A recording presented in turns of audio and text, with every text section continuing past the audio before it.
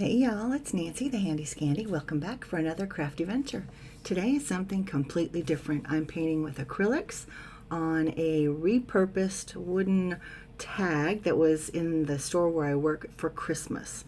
And I'm painting this beautiful sunflower, and the inspiration, this is my finished tag right here. The inspiration for this whole project is a painting called Cheerful Sunflower by Jessie Robertson from Keep It Colorful, Colourful, the Canadian/British way of spelling it. I will link her Facebook page as well as her website where you can take a look at the painting, and if you would like to do her class, I want to say it's maybe $15 now. Originally it was free, and that's when I took it, and very much inspired. Now the green one, or the one, let me back up, the sunflower that was unfinished at the very beginning with the green background, that was my first attempt, and really it's just half of that, so it's a quarter of a sunflower. And the idea behind the workshop was that you work with a partner. So you do a quarter and your partner do a quarter, and you put your quarters together and create a half of a sunflower. Well, I decided I was going to do it by myself, and I wanted to do the whole thing, the whole half, if that makes any sense. And I was very unhappy with the one with the green background, so I set it aside. I regrouped, I took a breath, I cleaned up, and I started over. And that ended up with, it was the double page spread with the pink background.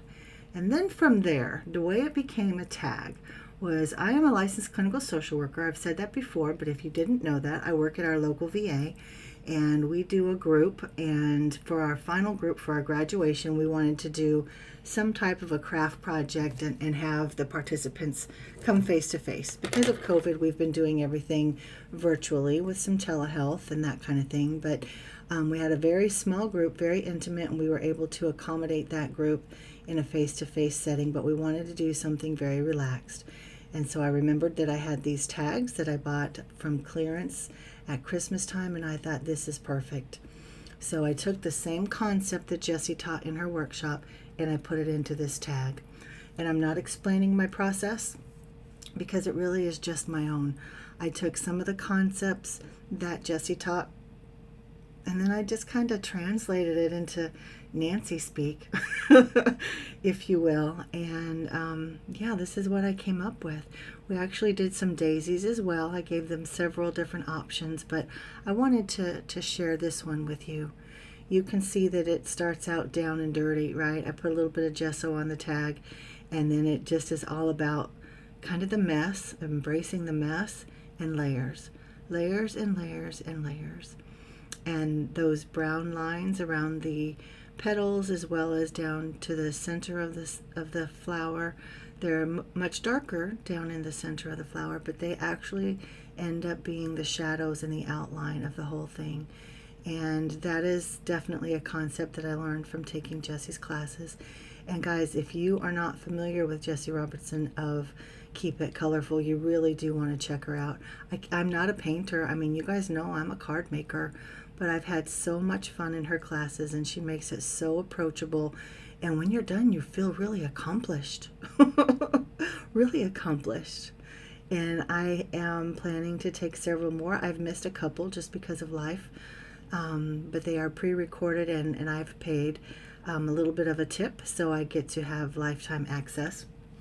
And yeah, I'm really, really happy with the way this turned out, as well as with my other one. I do need to go back to the one with the green background and finish it up. And just remember to show myself grace, that it's all about layers, right? Everything that we do, whether it's Copics, whatever kind of alcohol ink you're doing, if you're doing alcohol inks on Yupo, if you're doing watercolors or colored pencil, whatever it is, it's all about the layers and adding the texture and the dimension, the shadows and the highlights and all of that. And it takes time.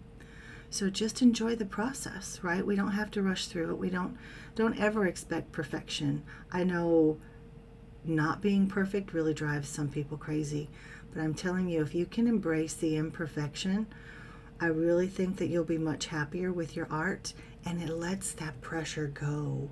And once that pressure is gone, I believe that you will produce something that you're very, very happy with, very proud of, and something that you enjoyed the process. So that is just kind of what I'm doing here. Like, it's not perfect. Even in the end, it's not perfect because I don't strive for perfection. And I enjoyed this process on every one that I've done.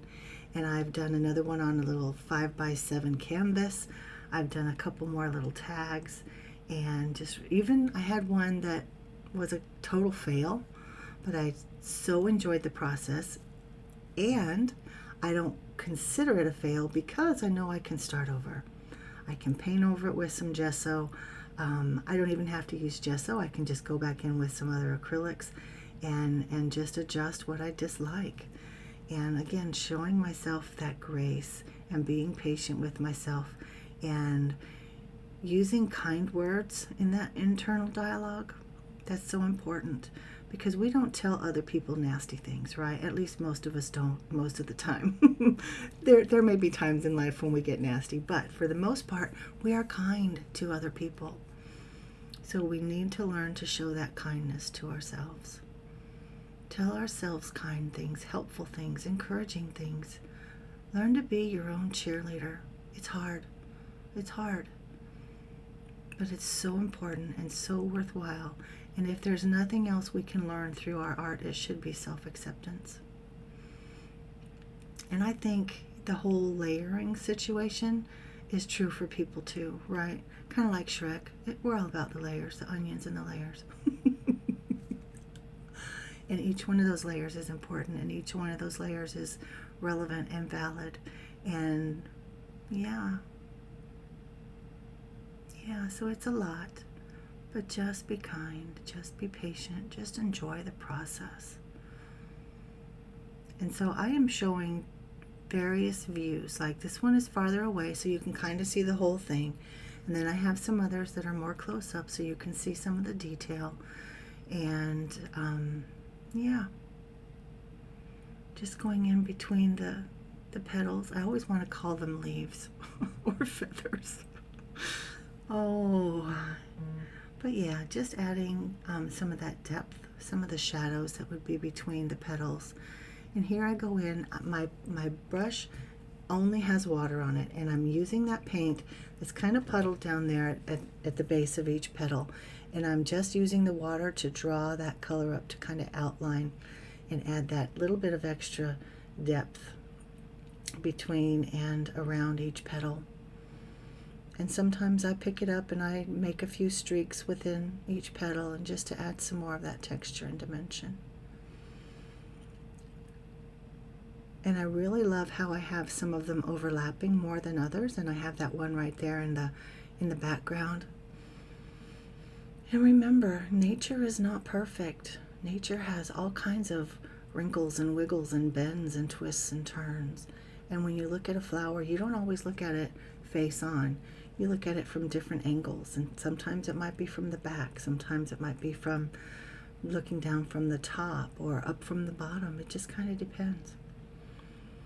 And if you do something like this, whether it's on some type of a wooden substrate, I guess, as Tim Holtz says, or if it's on a canvas, anything that might have sides, make sure that you wrap it around.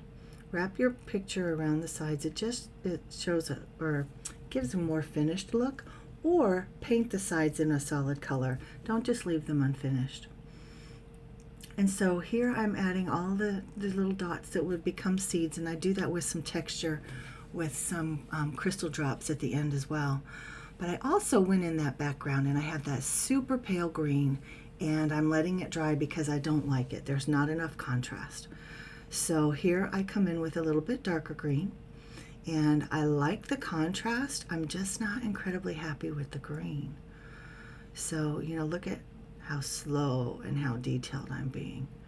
It's much easier to paint the background in after you have your petals on than before. So here I'm finishing up. I like the mottled look. I just still don't like the green. So I added a little bit of blue and get kind of that tealy look, and I like it, but this teal is a little too light. So I add a little bit more dark blue to it, and I love this mottled look. It kind of has a Van Gogh feeling to it, to me. And I like that you can see some of the green and some of the lighter teal in there.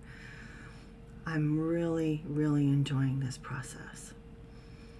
And then here, as you can see, I'm taking my Sharpie with a really light hand, going really slow and steady, allowing my hand to wiggle some to get those little squiggly lines along the edges. Again, that adds to the imperfection, and while I'm not a realist when it comes to art, it adds a little more realistic element because of that imperfection. So just be sure if you do this, you can use a fine liner, you can use whatever color you want, just use a steady hand and go slow, because you can't, I mean, you can cover up Sharpie, but you know, it's permanent, so it's a little more difficult. And there I've added the little kind of jute hanger to it, and now I'm using the crystal drops with my stylus just to add some extra texture and some dots. And there you can see the texture, and you can see all the dimension and all the lines and layers in those petals, as well as in the center. So guys, what do you think? This was completely different for me. I've actually done several different classes with Jessie and some other acrylic paint artists on Facebook and YouTube, and I've loved each and every process, each and every project. This is the one that's unfinished. It was my first attempt. I have to go back and finish it and embrace those imperfections. And this was my pink one. And again, that's a double page spread. You can barely see it down the middle, but it's a double page spread. And we're back to the final project. So guys, tell me what you think. Again, this is something completely different. It's not card making at all, but let me know what you think about the process, the finished project, if you think it's something you might do. And if you are not already a subscriber, I'd appreciate it if you would go ahead and hit that subscribe button. If you liked the video, found it interesting or informative, hit that like button as well. And leave me a comment downstairs. I'd love to engage with you guys down there. Until next time, guys, this is Nancy, the Handy Scandy, and I'm out. Mwah!